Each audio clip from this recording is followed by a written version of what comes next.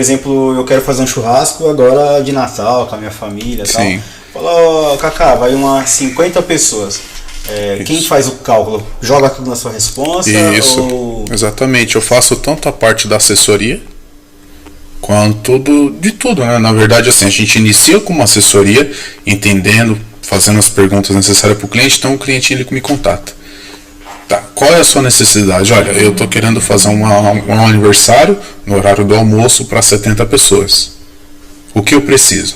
A gente faz um orçamento com base na quantidade de carnes, com base nas guarnições, se for necessária.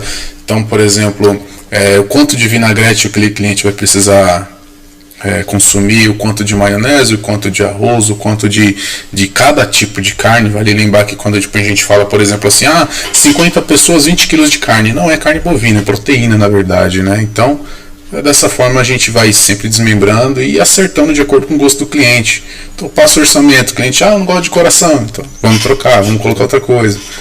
E vai acertando até chegar onde o cliente fala, tá perfeito para mim desse jeito, e é onde a gente entra na parte meio que burocrática, né? Onde entra contrato, que infelizmente o nosso dia hoje está meio difícil, né? Então é cheio de golpista na internet. Tem muito. Então o nosso cliente fica com medo. Então um sinalzinho antes, o restante você acerta no final do evento. Então a gente sempre tenta fazer o melhor possível para o nosso cliente, que é justamente pela preocupação. É o que eu falo. Eu faço um evento como se eu quisesse receber exatamente daquela forma. Então eu tento prestar sempre o melhor para ter referências, né? É muito bom quando você tem uma referência. Inclusive tem um pessoal que eu atendo ali na Vila da Mercedes, o pessoal joga no grupo do condomínio e outro pessoal vem, me contata, o pessoal está comentando aqui no grupo, eu queria orçamento. Então aquele negócio de você fazer bem para fazer sempre, né? É o que a gente preza muito.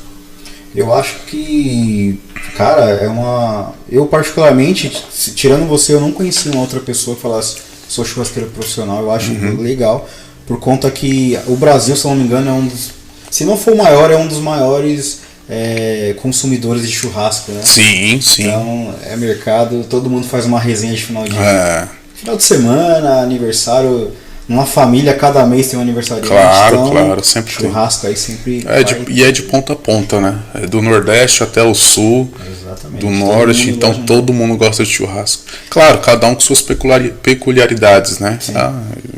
Aquela pegada que tem no Google para fazer o cálculo, 300 gramas por pessoa, procede isso aí? Não, eu uso uma base um pouco maior do que isso aí, porque não tem como você assim mensurar exatamente uma quantidade. Porque às vezes no churrasco uma pessoa come menos, outra come mais, às vezes a que come mais come muito mais. Então a gente sempre faz um cálculo um pouco acima e o que sobrar fica para o cliente. Entendeu? Sobrou um pouco de carne, a gente embala tudo no final do evento, coloca numa embalagem e fica para o cliente. Afinal de contas é o que eu acho mais justo, né? O cliente pagou por aquilo, então deve ficar com ele. Legal. Thaís, uma perguntinha de alguém aí? Quer falar alguma coisa? Qual foi o acompanhamento de churrasco mais esquisito que tu já viu um cliente? Esquisito? Tipo, diferente, assim. Fala, uai, isso aí? Como assim? Então, eu acho que geralmente o pessoal preza muito pelo tradicional. Salsicha, tem pessoa que pede salsicha. Mas principalmente criançada gosta bastante. Salsicha assada. O pessoal pede bastante. Pede não, né? Na verdade um ou outro que pede, mas geralmente pede pra agradar a criança. É o mais diferentezinho assim, mas questão de guarnição geralmente é o tradicional. Então a gente faz uma farofa com crisp de cebola e torresmo, faz um vinagrete, faz uma salada de maionese, legumes. Então geralmente é um feijão tropeiro. Então é mesmo um tradicional. O pessoal vai por esse lado. Aí quando quer alguma coisa diferente, a gente vai alinhando. O que você viu? Qual que é o que você tem vontade de degustar no churrasco? A gente dá um jeito, a gente faz. O que a gente que não sabe a gente aprende, né? Vai atrás. E esses outros acompanhamentos você também leva? Levo. Além da carne, sim. farofa, etc. Sim. Além as carnes, então assim, eu vou comprar carne, óbvio que você tem que conhecer e confiar onde você está comprando a carne, porque querendo ou não, você está mexendo com o paladar não, né? Mas com a manipulação de um alimento que você vai ingerir, tua filha vai ingerir, sua mãe, seus avós. Então, assim, tem que ser tudo muito higiênico, tudo muito criterioso. Na hora de trabalhar, é luva o tempo inteiro, entendeu? Porque manipulação de alimento é bem crítica. Então, se você não tiver todo aquele cuidado que é necessário, onde bastante gente fala sobre isso, você acaba levando um risco ao invés de um prazer para o seu cliente. Nossa, importante você falar. Muito importante. Para quem está nos acompanhando, veja a qualidade do profissional aí que vocês estão acompanhando. Muitos aí são amigos, mas quem veio através da Aeroforte, quiser contratar o cara profissional aí, que você está vendo pelo que ele está falando da ética, do profissionalismo, e fica a dica aí para vocês. Né? Você falou agora de higienização, de cuidados, de luva. Como tem sido esse período de pandemia, onde está todo mundo com medo? Já deu uma melhorada, mas em questão de higiene ainda é o que todo mundo está. Sim, o pessoal você sempre acabou de falar que tem os cuidados. Como que tem sido trabalhar com essas coisas? Na verdade, até mesmo antes da pandemia, eu sempre prezei por isso. Justamente porque como a gente trabalha no ramo da alimentação, a gente sempre está muito preocupado com isso. Então existe um negócio chamado contaminação cruzada, que é onde você pega, por exemplo, uma carne bovina, corta numa tábua, joga uma carne suína por cima, corta na mesma tábua, depois você pega frango.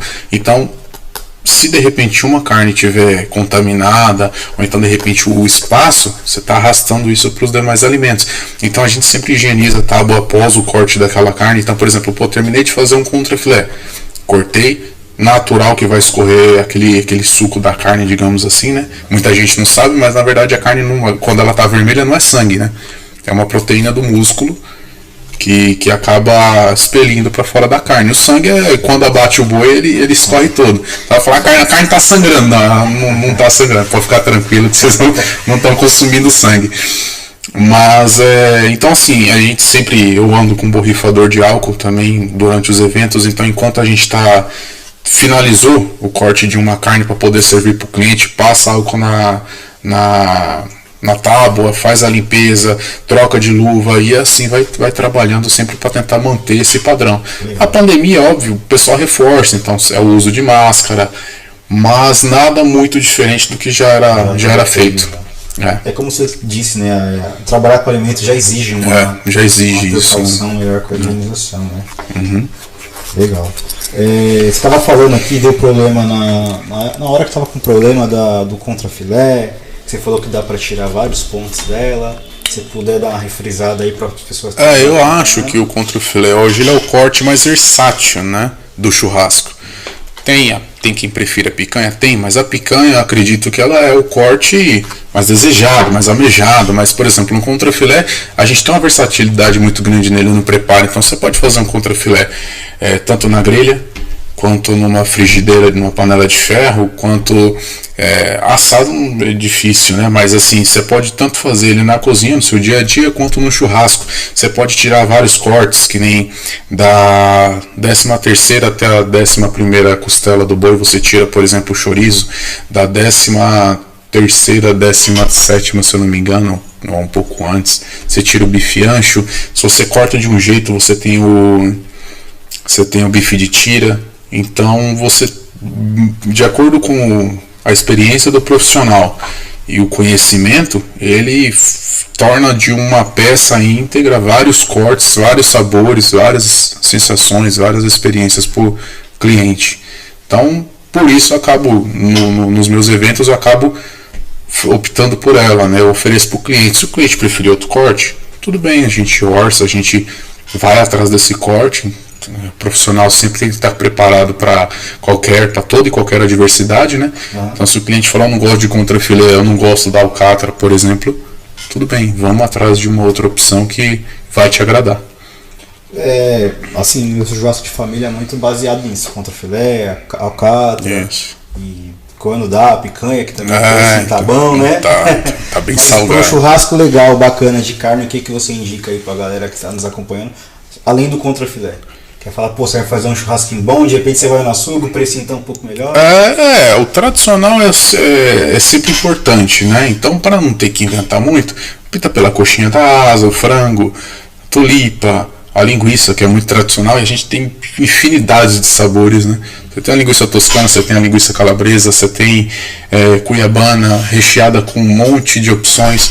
Então, assim, você sempre vai encontrar, quem come churrasco, você sempre vai encontrar uma opção que vai te agradar. Quem não come, eu sou vegetariano e tudo mais, claro, a gente tenta ver outras opções. A gente tenta fazer umas outras opções. Então, fazer um tempero diferente para agradar a pessoa. O meu churrasco vegetariano, eu só consumo disso aqui. Tá, então vamos tentar fazer alguma maneira de agradar também, né? Afinal de contas. O que é churrasco vegetariano? É legumes, né? É legumes.